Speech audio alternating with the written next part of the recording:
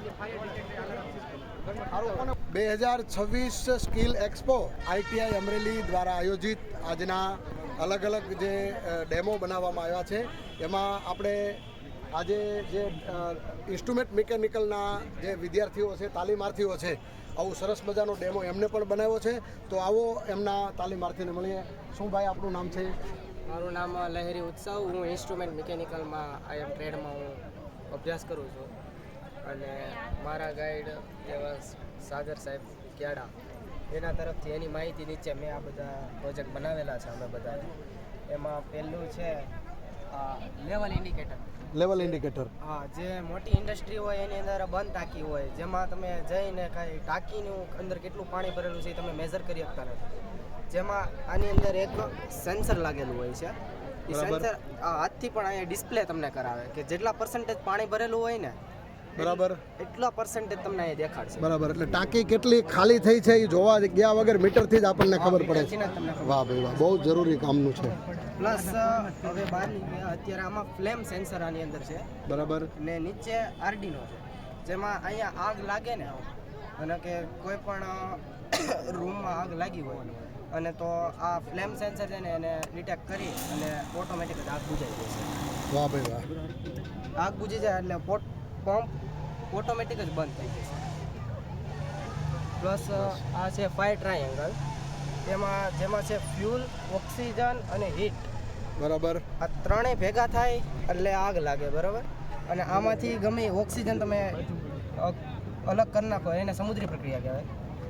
જે અલગ થઈ જાય એટલે તરત જ આગ લાગવાનું બંધ થઈ જાય. ત્રણમાંથી ગમે. અને આગને ઠારવા માટેના અલગ અલગ ટાઈપ હોય. માનો કે વુડ છે, ક્લોથ છે, એમાં આગ લાગી હોય તો એ ટાઈપની આગ કહેવાય. એને ઠારવા માટેનો સિલિન્ડર એ ટાઈપનું વાપરવાનું હોય. એ છે. આ છે કન્વર બેલ્ટ, જે મોટી ઇન્ડસ્ટ્રીમાં અલગ અલગ જગ્યાએ સામાન ફેરવવા માટે માણસની જરૂર ટૂંકમાં ઓછી પડે, જેમાં માણસની જરૂર પડતી નથી ને ભારે સામાન હોય તો એ કન્વેર બેલ્ટ ઉપર મૂકી અને આપણે એને ઇઝીલી સ્થળાંતર જગ્યાએથી બીજી જગ્યા ઉપર માણસ વગર આ બેલ્ટ ઉપર જ સામાન બધો સ્થળાંતર તો થઈ જાય. પ્લસ એમાં આપણે કાઉન્ટ કરીને દેખાડે છે કે કેટલું કાઉન્ટ થયું છે.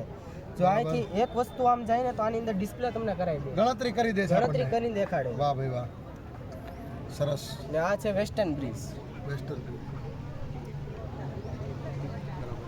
તો અમરેલી ITIમાં આવું સરસ મજાનું જે ઇન્સ્ટ્રુમેન્ટ મિકેનિકલનો ટ્રેડ ચાલે છે એ વિશે આપણે એમના ટ્રેનર એવા ક્યાડા સાહેબને મળીએ કે આ તાલીમ લેવા માટે કેટલી ગુણવત્તા, કેટલા પાસ હોવું જોઈએ અને એડમિશન માટે શું પ્રક્રિયા છે.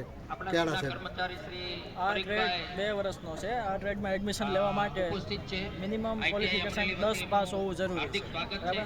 આ ટ્રેડમાં તમારે ઓટોમેશન વિશે માહિતી આપવામાં આવે છે. માનો કે કન્વેયર બેલ્ટ છે, અલગ અલગ ટાઈપના સેન્સર જે પ્રોસેસ ઇન્ડસ્ટ્રીમાં પ્રોસેસ કંટ્રોલ થાય છે, એમાં 4 પેરામીટર આપણે જનરલી મેજર કરતા હોય છે: પ્રેશર, ટેમ્પરેચર, લેવલ અને ફ્લો.